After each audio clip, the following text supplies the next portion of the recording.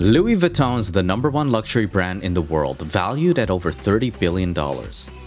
Its history dates back to the 19th century and begins with a homeless teenager who could only dream of success. With no money or food, he worked odd jobs with artisans and craftsmen to survive, barely making any money but learned valuable skills that led to pioneering modern luggage and creating a billion-dollar empire.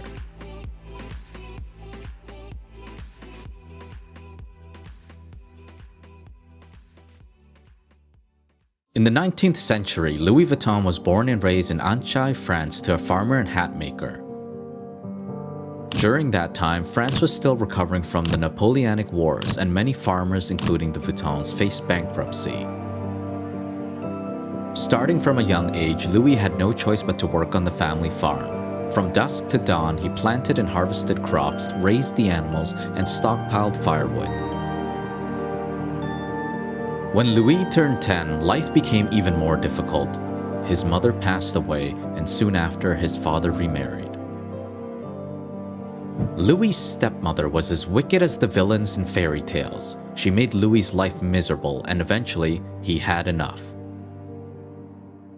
After Louis turned 13, he quietly slipped away from the farmhouse and headed to Paris, with no money or food. Fortunately, Louis found odd jobs with artisans and craftsmen who taught him how to work with metal, stone, fabrics, and wood. Still, he had no money left over for shelter and became homeless. He often slept in the woods with only a cloak to keep him warm. At the time, the first railway line to Paris had just opened. Travel became more accessible and the industry started to boom. Craftsmen capitalized on this by making custom boxes for aristocrats. They often traveled with paintings, instruments, and furniture and needed boxes that could fit and withstand long trips. They also needed help with packing their belongings in a certain way to protect them from breaking. Since Louis learned some of the skills involved on his way to Paris, he decided to try and find work in the trade. Fortunately, a craftsman named Monsieur Maréchal hired Louis as an apprentice. While Louis didn't earn much, his willingness to learn paid off in more ways than one. He became a favorite amongst Maréchal's clients, and later the Empress of France appointed him as her personal box maker. After working for the Empress for a year, Louis became more in demand and opened his first shop. Early on, Louis came up with ideas for new products that changed the industry standard. At the time, traditional boxes were made with leather and were rectangular shaped. The lids were domed so that water would run off the top instead of soaking through the leather. This made the boxes impossible to stack and time-consuming to load. To tackle these problems, Louis experimented with new materials and settled on canvas. When compared to leather, canvas was lighter, durable, and more water-resistant. This allowed boxes to have simple flat lids, making them possible to stack and easier to load. And while waterproofing compounds made the color gray, it looked more clean and modern. Using canvas material, Louis created a slat trunk. His new product marked the birth of modern luggage. While customers were skeptical of its advantages, it took off within 2 years and became known as an elegant and must-have accessory. Afterwards, Louis set out to do the same thing with a new invention: handbags. At the time, handbags were not embraced by society. Many people complained that they were inelegant, bulky, and would cause injuries to women. Still, Louis believed that handbags had potential and started making them with canvas. They immediately took off and created the demand for more styles so that women could pair them with different outfits. Eventually, Louis could not keep up and enlisted help from his son, Georges. Like his father, Georges came up with new ideas that changed the industry standard. He created a tumbler lock that turned trunks into treasure chests and prevented theft. Up until then, most trunks had locks that could be easily picked. The family's products became even more desirable, but soon after, production came to a halt. A war erupted and destroyed the business, making Louis homeless for a second time.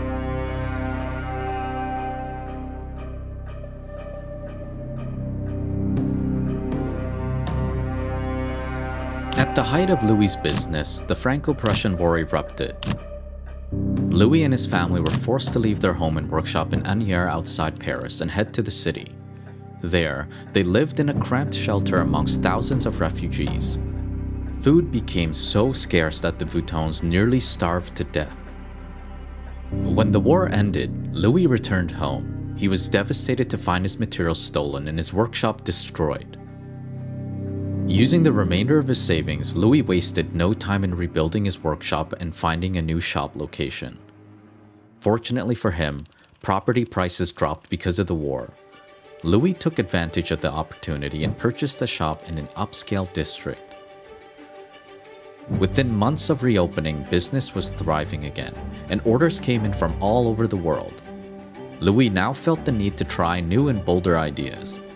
At the time, technology was advanced enough to print custom patterns on fabric, and since canvas is a fabric, Louis was able to create a line of trunks covered in a striped pattern. The new design took off immediately. It gave people a way to stand out and show how up-to-date they are. It also made it more difficult for counterfeiters to copy Louis's work. Afterwards, Louis received so many international orders that he opened a shop in London. The expansion led to diversifying his clientele, which included more royals and explorers. From then on, Louis was known as the only designer whose products could be found in both the homes of the elite and within exotic rainforests. Eventually, Louis decided to release his first catalog to make ordering easy. It was a practical move that was bound to bring the business to new heights. But within that same year, an unexpected tragedy stomped on Louis's efforts. Louis suddenly passed away in his home at the age of 72. The cause of his death remains unknown. It was now up to Georges to take on his father's unfinished plans. Georges wasted no time in growing the business and traveled to the US to attend the World Fair. The experience made him realize that he needed an international sales network, and fortunately for him, he met someone at the fair who could help, John Wanamaker. John pioneered the concept of the department store and invented the price tag. After meeting Georges, he started selling LV in his New York department store. It became the first in the US to carry the brand. It was then that Georges created a monogram in memory of his father, a floral pattern with an interlocking L and V. Customers were shocked to see the monogram on products. They were used to only embellishing their own names or initials on bags. But eventually, times changed and the new design took off. From then on, Georges and his son Gaston continued to follow Louis's footsteps and created new designs. Noteworthy creations include a bag for everyday use, the Kipal, a bag to carry wine and champagne, the Noe, and a redesign of a Coco Chanel commission, the Alma. By then, Georges had toured all over the US and built a distribution network. Like his father, he was bound to bring the business to new heights, but unfortunately, history repeated itself. He passed away, leaving Gaston to complete Louis's unfinished plans alone. Gaston was off to an unlucky start. The Second World War erupted and contracts were cancelled. Gaston had no choice but to shut down LV's factory and stores. In Louis Vuitton, a French saga, the author claims that Gaston became so desperate to survive that he collaborated with the ruling party for Germany. Gaston allegedly gave the green light to produce commemorative busts and set up a shop in Vichy. The author also claims that while shops like Van Cleef and Arpels were shut down, LV was the only one allowed to stay open. A Louis Vuitton spokesperson later commented, "This is ancient history. We are diverse, tolerant, and all the things a modern company should be."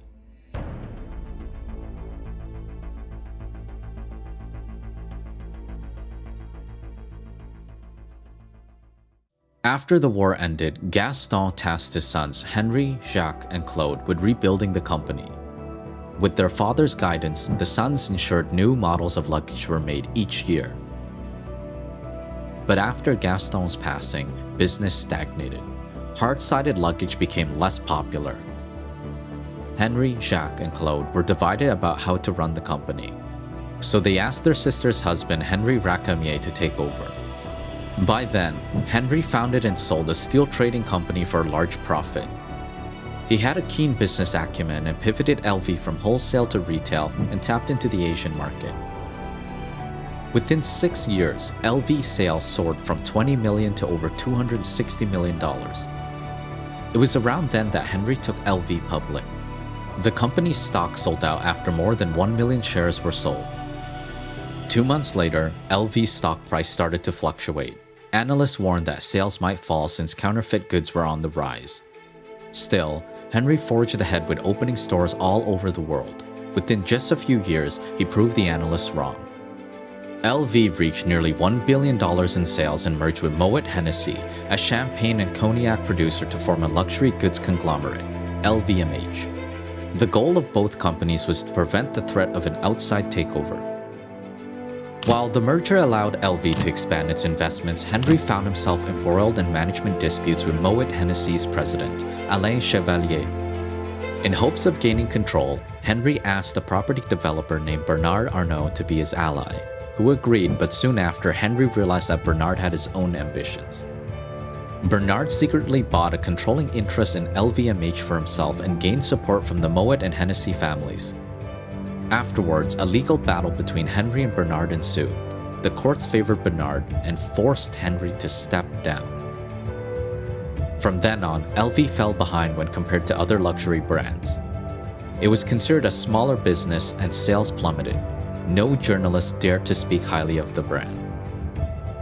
It wasn't until LV followed Louis' footsteps under the leadership of Yves Carcel and came up with a new and bold idea that things changed.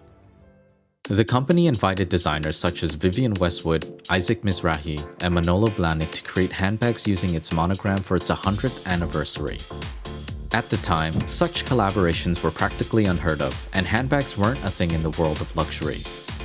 Still, the collaboration was well received and put both LV and handbags back on the map. 1 year later, LV hired a designer named Marc Jacobs to be their creative director. Marc revitalized the brand by launching its first ready-to-wear line, designing its popular Vernis collection and collaborating with high-profile artists, starting with Steven Sprouse and Takashi Murakami. Since then, LV has expanded into watches, jewelry, and sunglasses and continues to launch iconic bags. The company also continues to make everything in-house. Craftsmen must train for 2 years, and some pieces require 300 stages to assemble. Today, LV ranks as the #1 luxury brand in the world, and its valuation has topped $30 billion. This is the story of how a homeless teenager pioneered modern luggage and laid the foundation for a billion-dollar empire. For more inspiring stories and advice from today's most successful leaders, don't forget to subscribe to our channel.